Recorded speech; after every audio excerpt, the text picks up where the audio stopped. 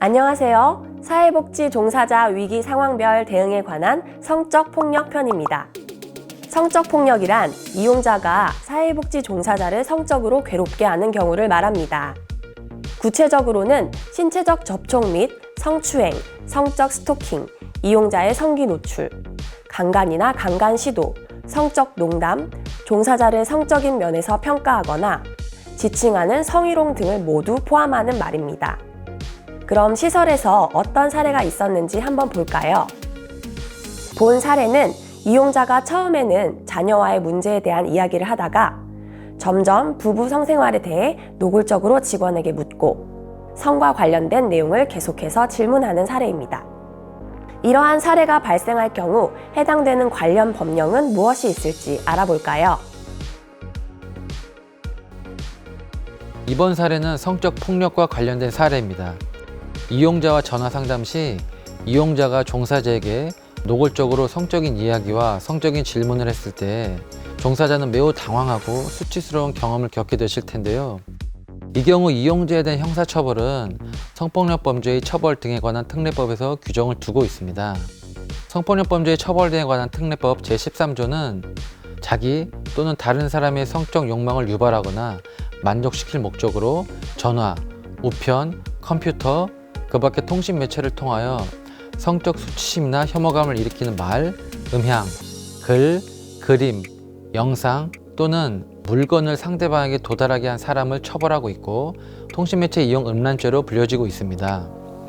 여기서 성적 수치심이나 혐오감을 일으킨다는 것은 피해자에게 단순한 부끄러움이나 불쾌감을 넘어서 성적 수치심이나 모욕감을 느끼게 하고 또는 싫어하고 미워하는 감정을 느끼게 하는 것을 의미합니다. 그래서 사회 평균의 성적 도유 관념에 반하는 것을 의미합니다.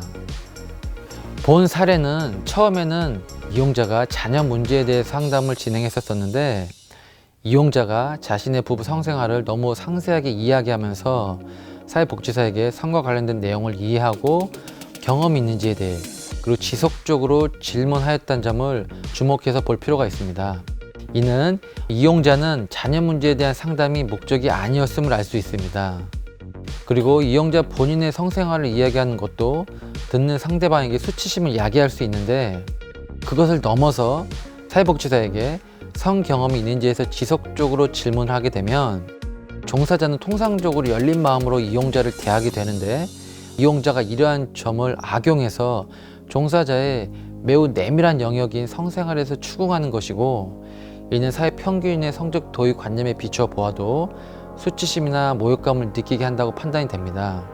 그래서 본 사례에서 이용자 행위는 통신매체 이용 음란죄가 성립된다고 할 것입니다. 그리고 민사상 책임을 보면 성적인 폭력도 민사상 불법행위에 해당하므로 종사자는 이로 인해 입은 손해에 대해서 금전적 배상을 청구할 수 있습니다. 그렇다면 사회복지 현장에서는 이러한 위기 상황을 해결하기 위해 어떤 방안이 있을까요? 성적 폭력의 대응 방안 4가지를 소개하겠습니다. 첫 번째, 사전 예방입니다. 종사자와 이용자를 대상으로 성인지 감수성 교육 및 성희롱, 성폭력 예방 교육 등을 사전에 실시하도록 합니다. 시설 내에 개인정보보호법에 따라 CCTV와 녹음이 가능한 전화기를 설치하며 밀폐된 공간 및 외진 환경 등에서도 안전한 환경이 될 수 있도록 조치하도록 합니다. 응급 상황 시 신속하게 탈출하기 위해 출입구 쪽에 상담 및 지원 활동을 진행하는 것을 원칙으로 합니다. 또 가능한 기관용 차량과 휴대폰을 사용하며 외부 환경에서 이용자를 만나야 할 경우에는 부서의 일정을 보고하고 2인 1조를 원칙으로 행동합니다. 두 번째는 폭력 발생 감소 방안입니다. 이용자의 행동이나 말이 성희롱이라 인지되면 침착하고 사무적인 표정으로 단호하게 불쾌함을 표현하도록 합니다. 그럼에도 불구하고 중단하지 않을 시 법적 처벌을 받을 수 있음을 알리고 서비스를 중단하도록 합니다. 세 번째는 폭력으로부터 벗어나기입니다. 성추행, 성폭력 등을 시도하는 경우 즉시 피하거나 주변에 도움을 요청하며 시설 및 위기 대응팀에 보고하여 신속하게 조직 차원에서 개입하도록 합니다. 기관에서는 종사자의 안전 확보를 위해 분리 보호 조치를 하고 종사자 입장에서 요구사항 및 조치에 대해 민감하게 대응하도록 합니다. 또 문제 상황에 대한 조사 및 증거 확보와 법적 대응 준비를 하도록 합니다. 마지막으로는 사후 관리입니다. 피해 종사자의 손상된 심리 상태를 파악하고 심신 안정할 수 있도록 심리 정서적 상담 지원 및 휴식을 제공해 주도록 합니다.